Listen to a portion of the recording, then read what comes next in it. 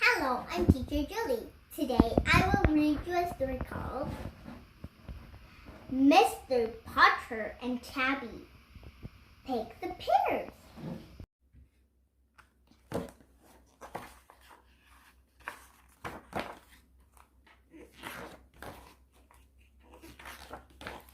Pear jelly.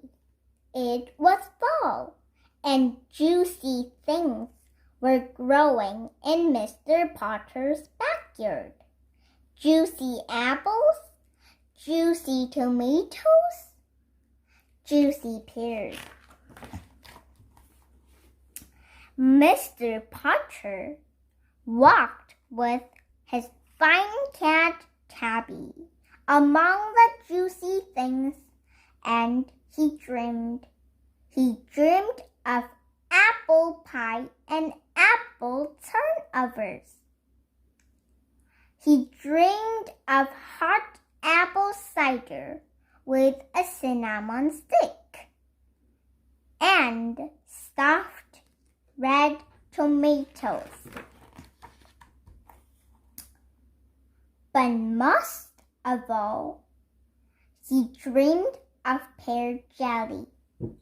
Mr. Potter loved pear jelly.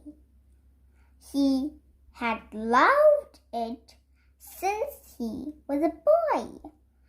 Fall was his favorite season because of pear jelly.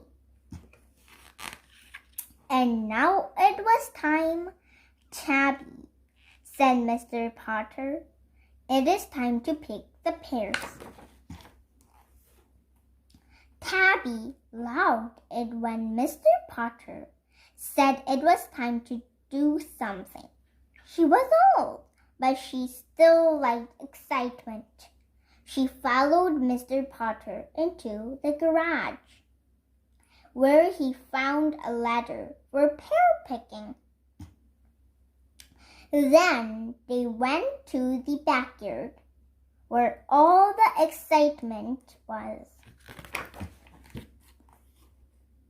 Cranky legs. Mr. Potter had a problem. It was a ladder problem. Mr. Potter set his ladder against the pear tree, but he couldn't get off the ladder.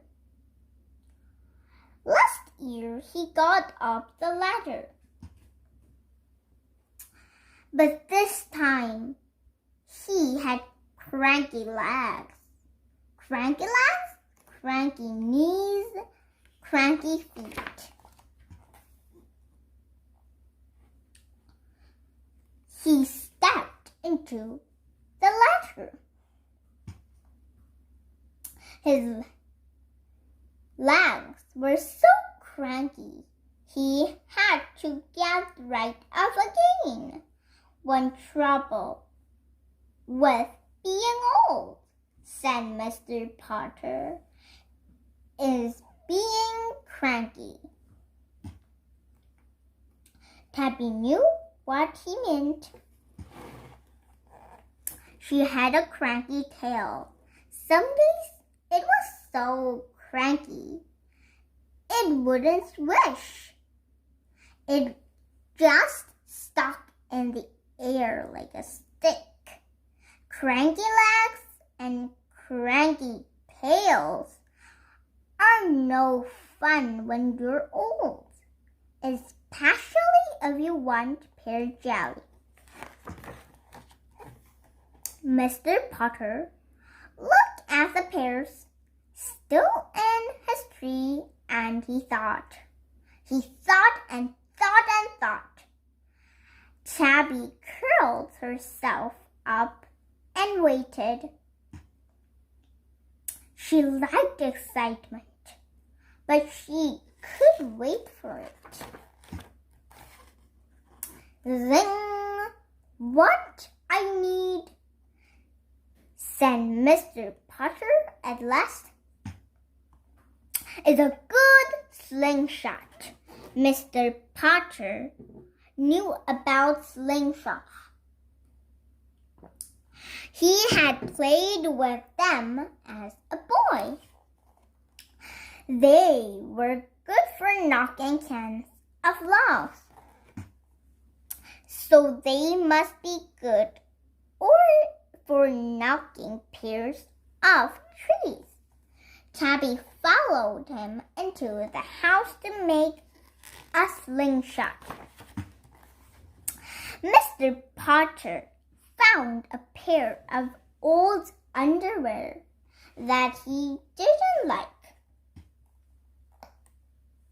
He didn't like it because it was covered with poodles. His brother had given him the underwear for his birthday. His brother loved underwear. He thought it was funny. Mr. Putter did not. So he cut up the underwear and got some very good elastic. Then he got an old glove. Then he got a stick and he made his slingshot. Mr. Putter and Tabby went back to the pear tree. Mr. Putter needed something hard and round to sling. Many of his apples had already fallen, so he picked up an apple. He put the apple in the slingshot.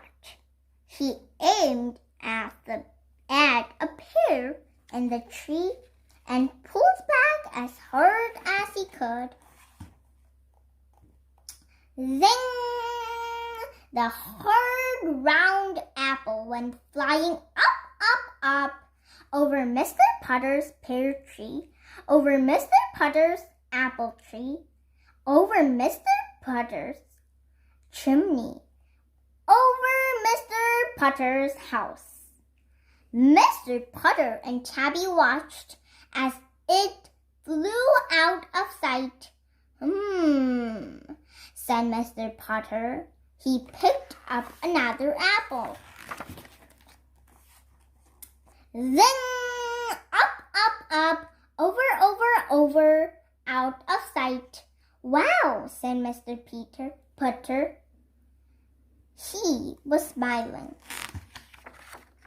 He might have cranky legs, but he sure had jiffy hands. He picked up another apple. Zing! Zing! Another apple. Zing! Another. Zing! He forgot all about the pears. Tabby liked the first zings. But by the seventh zing, she began to yawn. By the 10th zing, she began to nod. And by the 14th zing, she was sound asleep. Mr. Putter played with his slingshot all afternoon. He played through tea time. He played through supper time. He played until dark, when he couldn't see the apples go up anymore. When he was finished, he had no apples and no pear jelly. He was a little embarrassed. He picked up Tabby and sneaked inside. Juicy days. The next afternoon, Mr. Putter and Tabby were sitting on their porch. They were feeling sorry for themselves because they still had no pear jelly. Luckily, Mr. Potter's neighbor, Mrs. Teaberry, and her good dog, Zicky, came by. Mrs. Teaberry was carrying a big basket, a very big basket. She said to Mr. Potter, "It is amazing. When I woke up this morning, there were dozens of apples in my front yard. And I don't even have an apple tree." Mr. Potter looked at Tabby. "Amazing," he said. "So I made an apple feast," said Mrs. Teaberry. In the basket, she had 14 apple turnovers, 5 apple pies, 6 apple jellies, and a gallon of hot apple cider with cinnamon sticks. Mr. Putter and Tabby ate juicy things for days and days. When he was finishing the last apple pie, Mr. Putter had an idea about those pears still on his pear tree. He would wait for them all to fall off, when he would get his slingshot and start singing.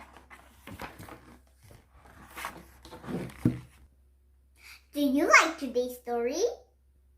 Bye-bye.